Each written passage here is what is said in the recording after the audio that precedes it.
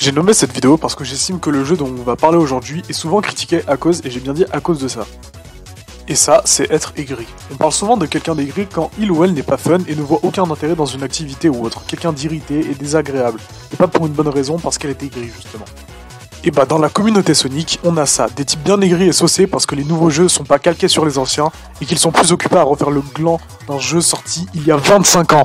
Dans cette vidéo, je vais m'adresser à Punky, un youtubeur qui a fait une vidéo sur Sonic Unleashed HD et descend cette version par rapport à la fraude qu'est Sonic Unleashed sur Wii. Elle est en feat indirect avec Kayet et je sais que la vidéo de Kayet est aussi de la version HD, mais je la trouve un peu plus travaillée et objective que la vidéo de Punky. Et surtout que j'ai donné mon avis en commentaire, donc je vous le mets ici si jamais, mais allez d'abord aussi vérifier sa vidéo pour le comprendre. Avant que la vidéo commence, je voulais dire que cette vidéo ce n'était pas un clash ou un drama quelconque envers ces youtubeurs. A vrai dire, je suis un abonné de Kayet et Punky, je m'en fous. Je ne dis pas que le contenu est mauvais ou quoi que ce soit, juste que les propos qu'elle a tenus dans cette vidéo sont les pires crimes contre l'humanité et je m'attaque à ses dires, pas à lui. Maintenant que c'est fixé, on peut commencer.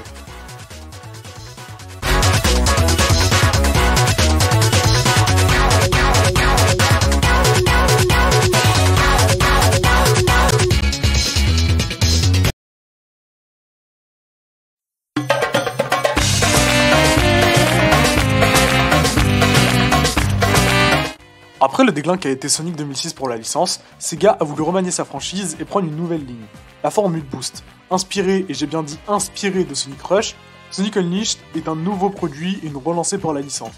Le style graphique est revu avec le design de Sonic, et on rejoint ce qui a été fait à l'époque de l'Art Adventure avec les Adventure Files, des hubs qui permettent de relier les niveaux entre eux.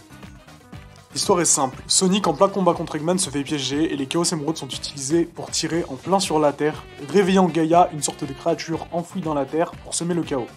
La Terre est brisée en plusieurs morceaux et c'est à Sonic et Chip, son nouveau compagnon, de sauver la Terre et empêcher Eggman de conquérir le monde, même si ça prend une toute autre tournure vers la fin. Les bases sont simples comme dit précédemment, et certes un peu what the fuck, mais c'est tout là l'art de Sonic.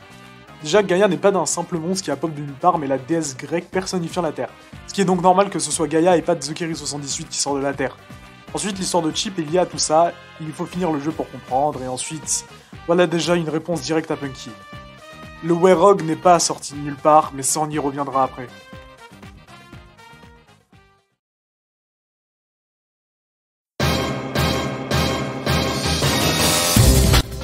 Maintenant, il y a deux styles de gameplay, le jour et la nuit. Je ne l'avais pas précisé dans le scénario, mais une fois les émeraudes du chaos dépourvues d'énergie et Gaïa réveillée, Sonic s'est transformé en un hérisson noir, plus robuste et au design plus agressif. Le jour, Sonic redevient le hérisson bleu que l'on connaît tous, ce qui différencie deux styles de gameplay. Les niveaux de jour sont des niveaux de la formule Boost. Le Boost est la nouvelle capacité qui permet à Sonic de gagner un pic de vitesse super rapide et d'écraser tout ce qui se trouve sur son passage. Bien sûr, c'est pas éternel, et le moyen de remplir cette jauge sont en attrapant des rings, tuant des ennemis et déraper à ma connaissance.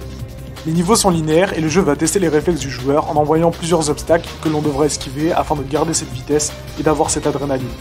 C'est toujours satisfaisant de garder cette vitesse et d'esquiver avec style les épreuves que le jeu nous place en pleine figure. Surtout quand on connaît pas très bien le niveau, il faut s'entraîner et bien le mémoriser pour qu'au bout d'un moment, on fasse la run parfaite et qu'on soit satisfait. Il y a la phase de jeu en 3D, des couloirs avec des chemins à emprunter et des ennemis à faire valser, et des éléments du décor qui vont nous empêcher d'avancer, et qui mettent à l'épreuve nos skills d'adaptation, d'anticipation et de réaction. Et les phases en 2D qui, elles, jouent tout sur le platforming, qui reste encore une fois assez rapide étant donné que ce sont rarement des séquences où l'on est confiné dans le cul d'un sac sans pouvoir booster à la manière de Colors. Non, là, le joueur peut booster, mais quand il ne connaît pas le niveau, il devrait mieux anticiper les chemins à prendre afin de ne pas tomber dans le vide ou je ne sais quoi. Sans parler qu'avec toute cette adrénaline qu'engendrent ces niveaux, les graphismes sublimes et des plans magnifiques donnent à ces niveaux de boost une sensation de vitesse super agréable et très nerveuse. Ensuite, au grand désarroi de la communauté, vient le Werog. Quand vient la nuit, Sonic perd sa vitesse et devient tout de suite plus lent. Les niveaux de nuit sont des séquences de platforming avec exploration à la clé et avec des niveaux un peu moins linéaires. Et des combats entre chaque séquence bien sûr. Sonic a maintenant les bras extensibles, ce qui lui permettra de s'accrocher à des endroits ou de faire des grands sauts. Les combats, eux, sont justement assez bien. Sonic a deux types de coups, les coups puissants et les coups normaux. Les coups puissants rendent Sonic vulnérable malgré que son attaque est plus puissante, mais étant donné que ce sont des vagues d'ennemis, il faut faire attention. Ensuite, quand le moment adéquat est arrivé, on peut passer à des QTE qui tueront instantanément l'ennemi.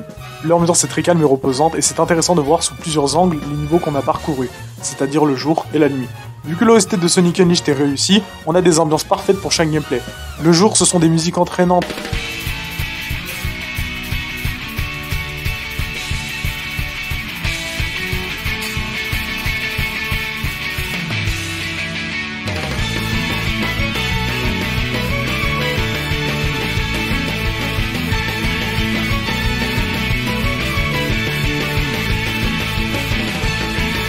et à la nuit des musiques calmes et mélancoliques.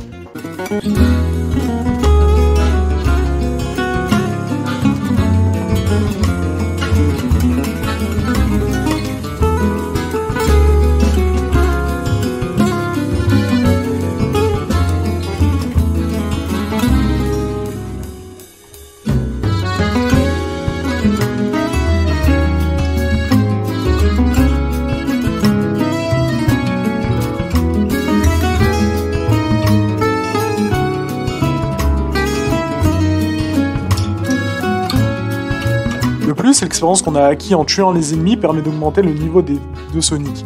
La vitesse et la barre de jauge de Sonic durant le jour, et ensuite... bref, il y a de quoi farmer. Elles sont bien sûr pas dénouées de défauts non plus. Le dérapage de Sonic durant le jour est... ouais...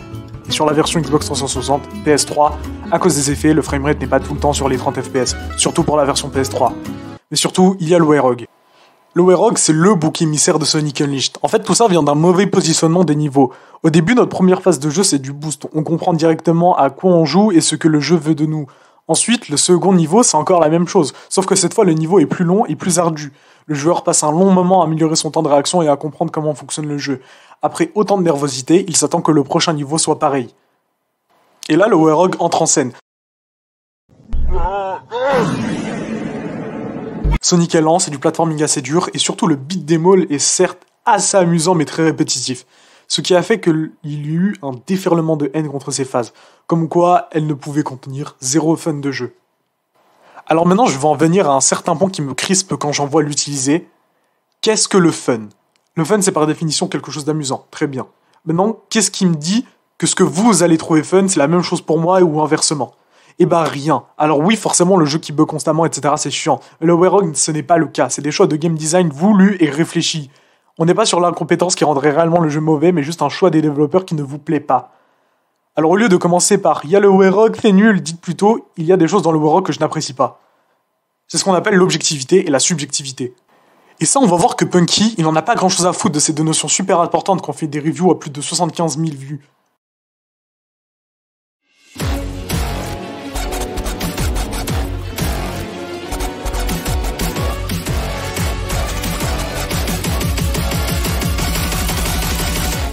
Maintenant que j'ai passé en revue la version HD, je vais parler de la vidéo de Punky et vous démontrer que c'est juste un type aigri et nostalgique.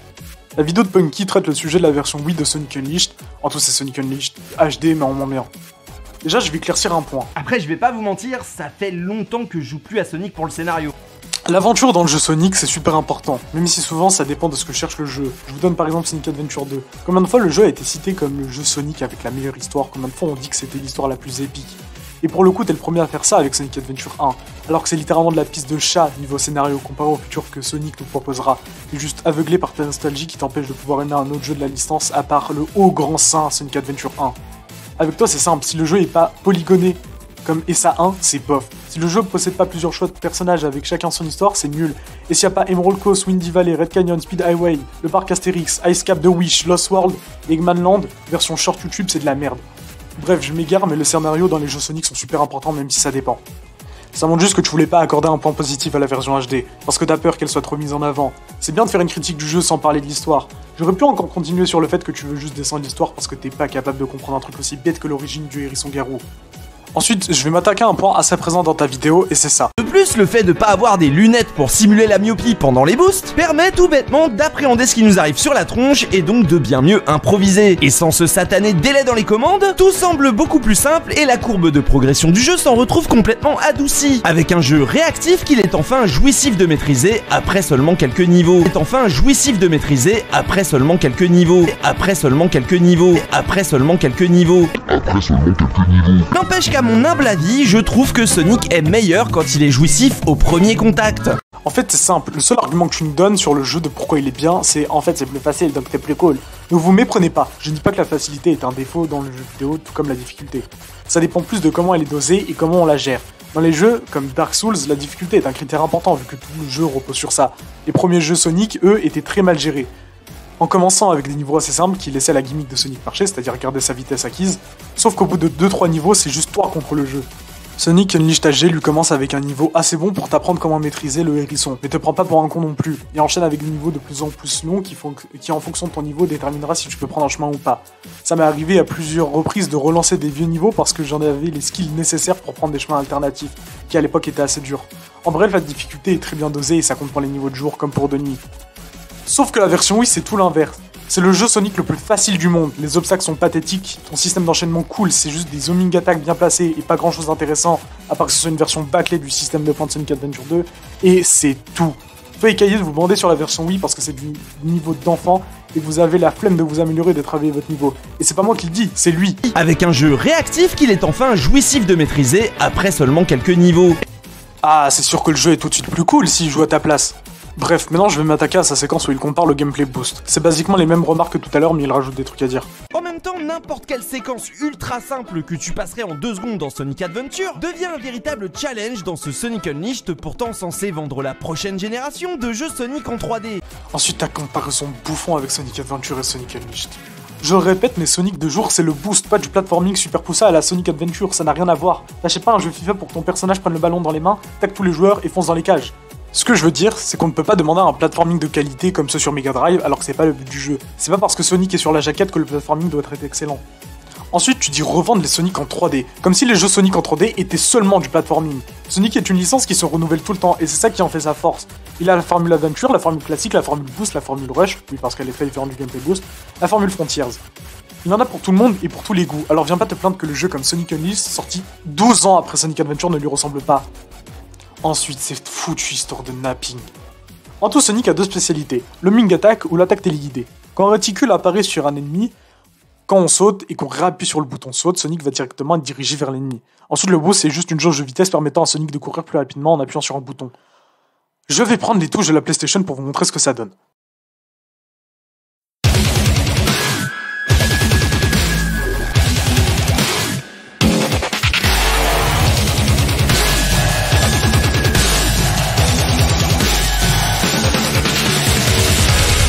Pour faire un homing attack dans Sonic Unleashed, il ne faut pas faire XX, mais juste X pour sauter, et carré pour effectuer l'homing attack.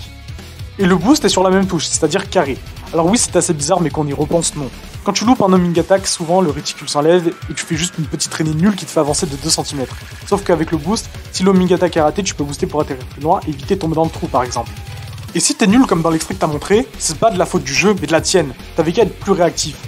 En fait, ce que Punky essaie de nous faire croire, c'est qu'au lieu de faire un homing attack, le jeu va nous faire booster parce qu'il s'en mêlé les pinceaux. Alors que non, si le réticule de la homing attack part, c'est que t'as été trop lent, t'es juste nul. Et qu'est-ce qu'il a à dire pour la version Wii? Et je parle même pas des features qui ont visiblement pas été terminées dans le jeu principal, comme la mécanique de drift par exemple, qui n'a jamais fonctionné correctement pour moi dans la version HD, et qui est un bonheur à utiliser dans la version Wii. Y a rien qui va dans cet extrait. Déjà, tu nous dis que toi, tu n'as jamais réussi le dérapage. Et c'est normal parce que j'imagine que tu n'as jamais essayé. De plus, c'est pas parce que tu n'y arrives pas que les autres aussi. Le niveau où tu montes le dérapage pour la version HD, c'est littéralement le niveau où c'est la première fois que tu dois apprendre à faire le dérapage. C'est normal que tu te casses la gueule sur ce niveau la première fois. Et si tu avais un minimum réfléchi pour cette vidéo, tu aurais utilisé le niveau Skyscraper City, où le dérapage a justement été très mal pensé. Non, je préfère montrer un passage qui montre juste que t'as pas joué au jeu. Pathétique. Ensuite, tu jettes des fleurs sur la version Wii, alors que tu dérapes même pas. Sur la version HD, certes le dérapage est un peu mal foutu vu que Sonic va trop vite par moment, mais là j'ai juste l'impression que le dérapage fait tout à ta place. C'est lamentable à quel point le dérapage veut tellement faire le travail à ta place que t'es obligé de t'arrêter pour te recentrer et ensuite de devoir continuer. La version HD, elle, certes le dérapage était pas incroyable, mais était quand même bien plus intéressant que juste j'appuie sur une touche et je me branle devant ma télé en attendant que le jeu fasse tout seul. Surtout que parlant de problème, moi j'en ai un. J'ai pu trouver le premier niveau du jeu refait sur la version HD, donc on reprend le level design du premier jeu de la version Wii, et on le fait jouer sur la version HD.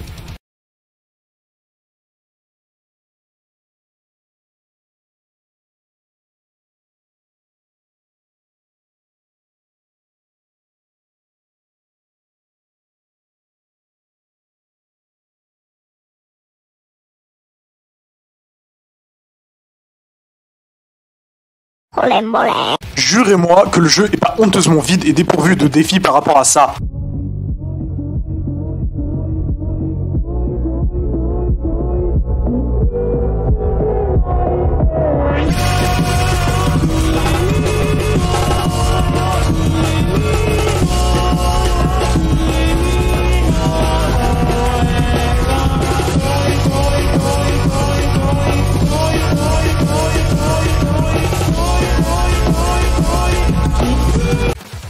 Je sais que ce n'est pas bien de comparer des jeux qui n'ont en réalité pas grand chose à voir sur le plan gameplay, car malgré tout Sonic Unleashed sur Wii prend une direction assez différente que la version HD.